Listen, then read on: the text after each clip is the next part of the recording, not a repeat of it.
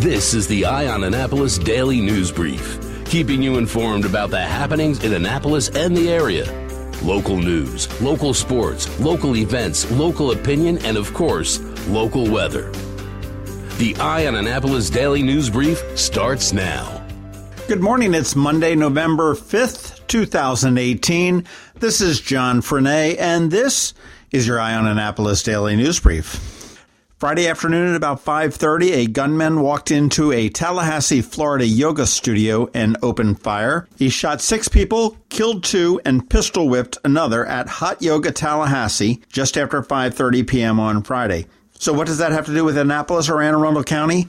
Apparently, the suspect, Scott Paul Beerley, was a former teacher at Anne Arundel County Schools at Meade High School, and the school did confirm that he taught English and social studies during the 2005, 2006, and the 2006-2007 school years. Beerley was currently residing in Deltona, Florida, and after shooting up the yoga studio, he did turn the gun and kill himself. Police do not have a motive on that yet, and I do know that the Capitol is looking for people that may have known him in the area or may have been one of his students, and you can get a hold of Celine Sanfelice at the Capitol because she would love to talk to you.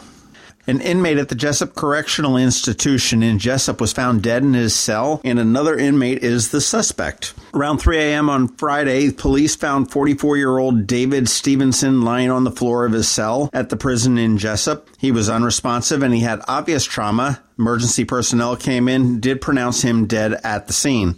Maryland State Police said in a news release that an officer was making cell checks around 3 a.m. on Friday and saw that the window to the cell was covered up. He called for backup. Officers entered the cell and found Stevenson in there, apparently deceased or close to it. Authorities do expect to file murder charges against the suspect, again, another inmate, who has not been identified yet, but will be identified as soon as charges are filed.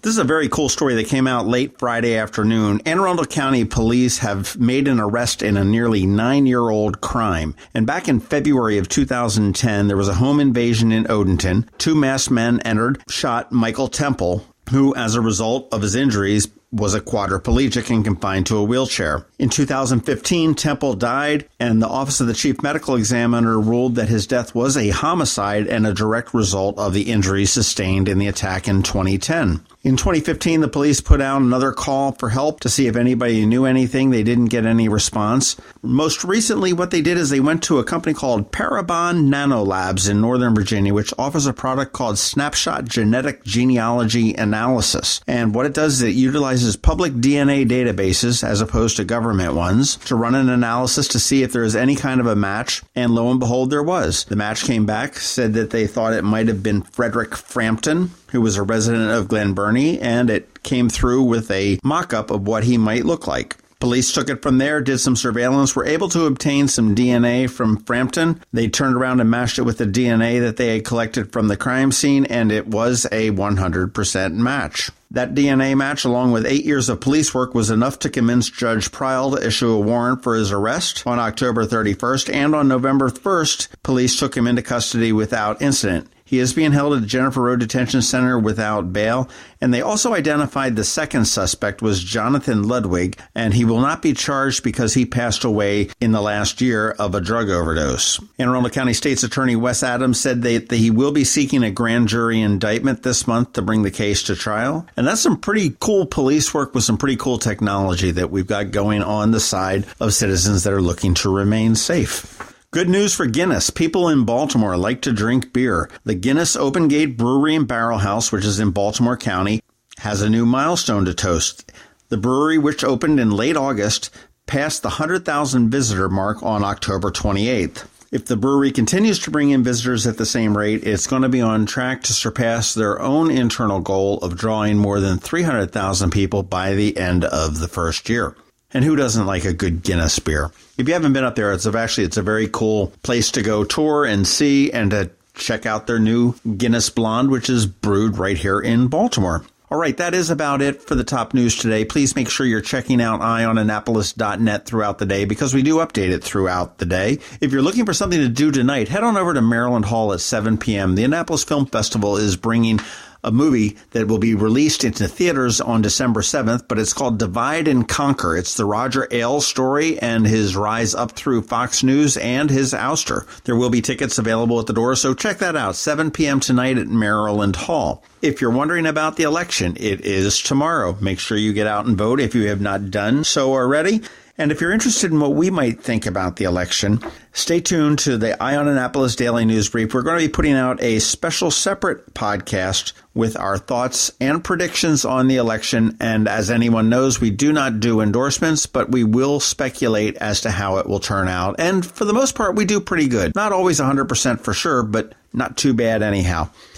That is it. Hang tight. We've got George Young from DMV Weather, and he's got your local DMV weather forecast coming right up. Hi, Kristin Fleckenstein here. For 20 years, I served as the communications director for the state's attorney's office. I know it takes someone with strength and integrity to lead the office.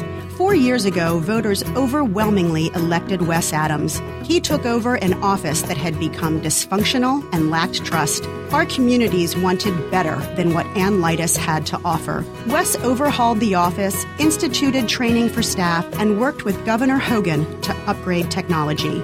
The results are lower crime rates and safer communities. This race is too important to be based on partisan politics. It's about who will do the job best. That's why County Police endorsed Wes Adams and why he has my vote. As a lifelong county resident and registered Democrat, I'm confident Wes will do what's right for our families. Join me and vote Wes Adams for state's attorney. Authorized by Friends of Wes Adams. John Spencer, Treasurer.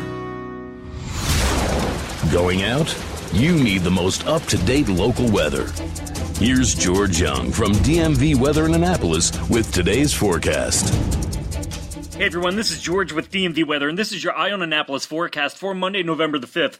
It'll be a week of back-and-forth weather, starting with rain today and tomorrow, with temps in the 50s today to upper 60s or lower 70s tomorrow as low pressure moves by and draws warmer air up from the south-southwest. And with that low pressure system, we'll need to watch for potentially severe weather on Tuesday in the PM hour, so stay tuned for updates on that as you get out to vote on the 6th.